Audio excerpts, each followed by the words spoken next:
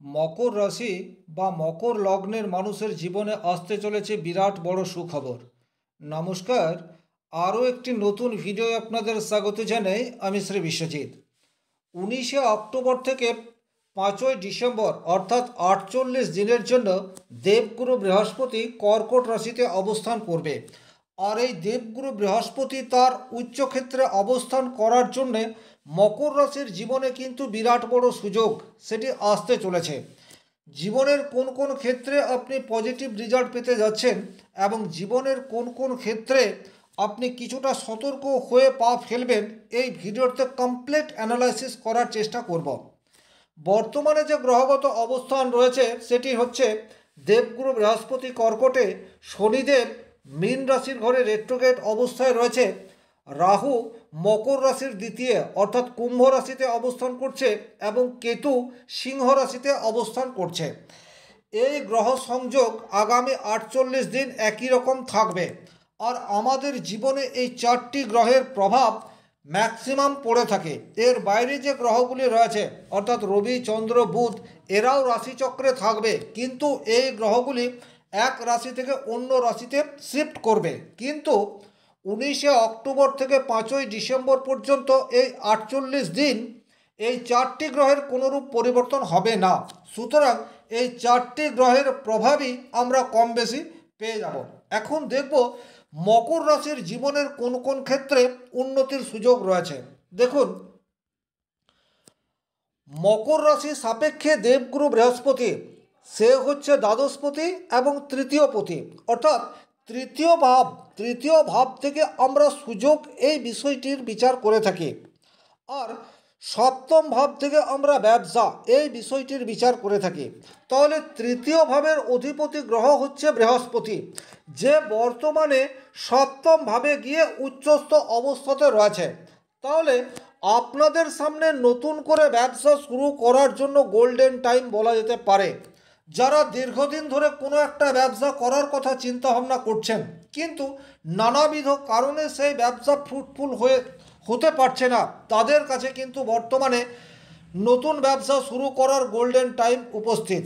দ্বিতীয়ত, যারা দীর্ঘদিন ধরে কোনো ব্যবসার সাথে যুক্ত কিন্তু ব্যবসা করে আগের মতো প্রফিট হচ্ছে না, তাদের জীবনে কিন্তু বর্তমানে ব্যবসা ক্ষেত্রে ভালো মুনাফা করার সুযোগ সেটি আসতে চলেছে। তার কারণ হচ্ছে দেবগুরু বৃহস্পতি নৈসর্গিক শুভগ্রহ, সে সপ্তমভাবে উচ্চস্থ অবস্থাতে রয়েছে।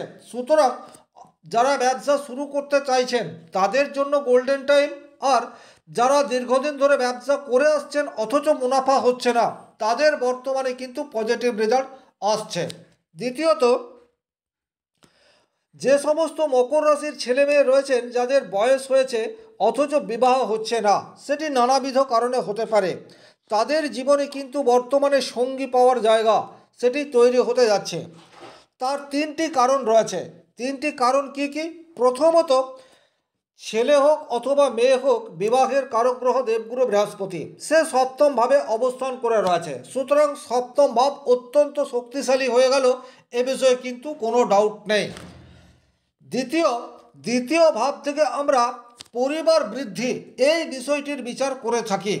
বিবাহ মানেই কিন্তু পরিবার বৃদ্ধি এই বিষয়টিকে ইন্ডিকেট করে।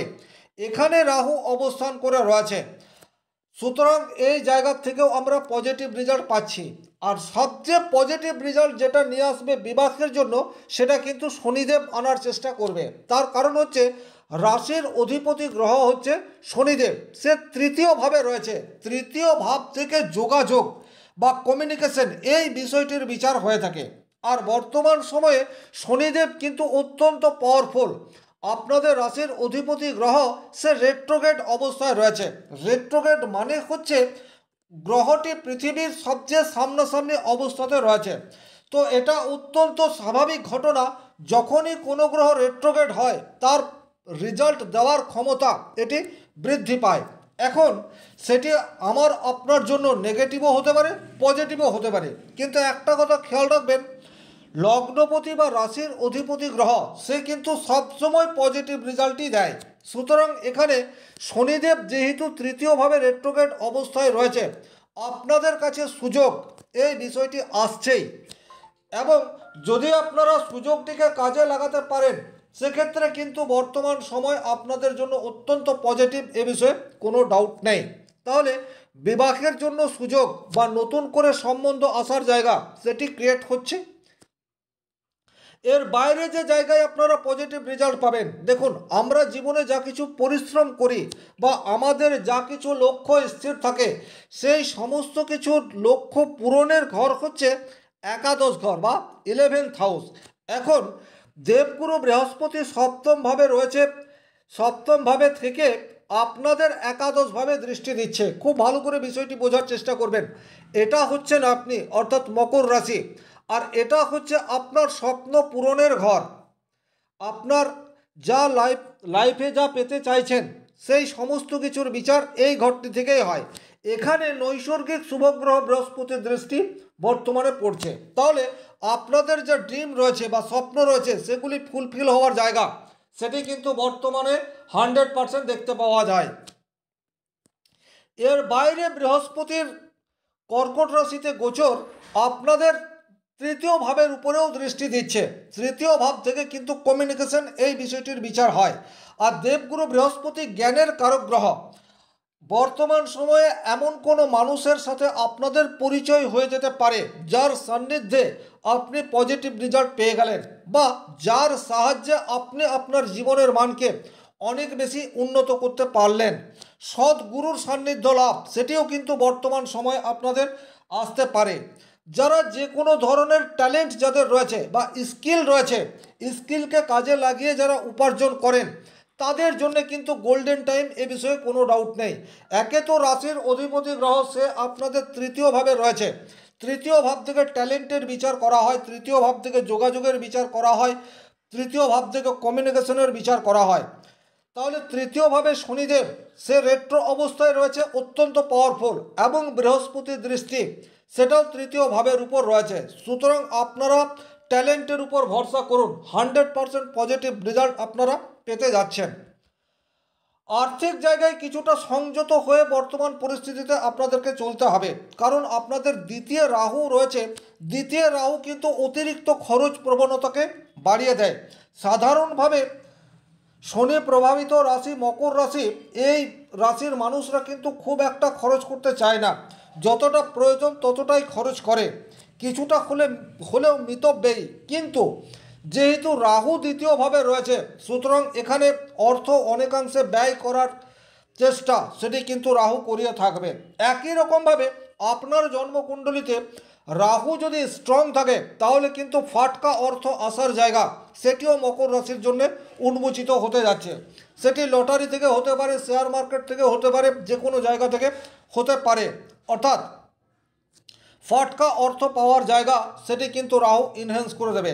তাছাড়া আপনারা যদি কোনো মানুষের কাছ থেকে অর্থ পান, তাকে কোনো না কোনো কারণে ঋণ দিয়ে রেখেছেন বা ধার দিয়ে রেখেছেন, আদায় করতে পারছেন না, বর্তমানে কিন্তু সেই সময় উপস্থিত যখন আপনাদের পাওনা পয়সা পাওনা অর্থ আদায় হয়ে যাবে।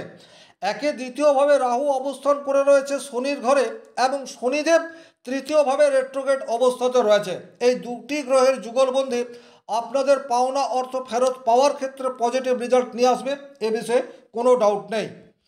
যারা কোনো গবেষণামূলক কাজের সাথে যুক্ত রয়েছেন, বা যারা নিভৃতে থেকে কোনো গবেষণা করে যাচ্ছেন, বা যারা জ্যোতিষ তন্ত্র মন্ত্র জাদুবিদ্যা এই সমস্ত কাজ শেখার চেষ্টা করছেন, তাদের জন্যও কিন্তু বর্তমানে পজিটিভ রেজাল্ট আসা সেটি শুধুমাত্র সময়ের অপেক্ষা, কারণ অষ্টমে কেতুর অবস্থান রয়েছে।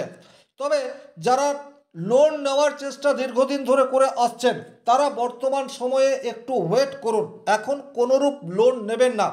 এখন যদি কোনোরূপ লোন করেন সেক্ষেত্রে সেই লোন পরিশোধ করার ক্ষেত্রে প্রচুর প্রবলেম, এই বিষয়টি আপনাদেরকে ফেস করতে হবে। ওভারঅল যদি বলা যায় সেক্ষেত্রে কিন্তু মকর রাশির জীবনে আসতে চলেছে অনেক দিক থেকে বিভিন্ন সুযোগ। এই সুযোগগুলিকে যদি আপনি কাজে লাগাতে পারেন সেক্ষেত্রে আপনার পজিটিভ রেজাল্ট আসার শুভ সূচনা সেটি কিন্তু 19শে অক্টোবর থেকেই হয়ে যাবে, এ বিষয়ে কোনো ডাউট নেই। এই ছিল এই ভিডিওটির মূল আলোচ্য বিষয়। ভিডিওটি ভালো লাগলে লাইক করবেন, কোথাও কোনো প্রশ্ন বা সংশয় থাকলে কমেন্ট বক্সে লিখে জানাবেন, আর চ্যানেলে নতুন হয়ে থাকলে সাবস্ক্রাইব করে পাশে থাকা অল নোটিফিকেশন বেল আইকনটি প্রেস করে দিন। আজকের মতো বিদায় নিচ্ছি, ভালো থাকুন, সুস্থ থাকুন, ধন্যবাদ।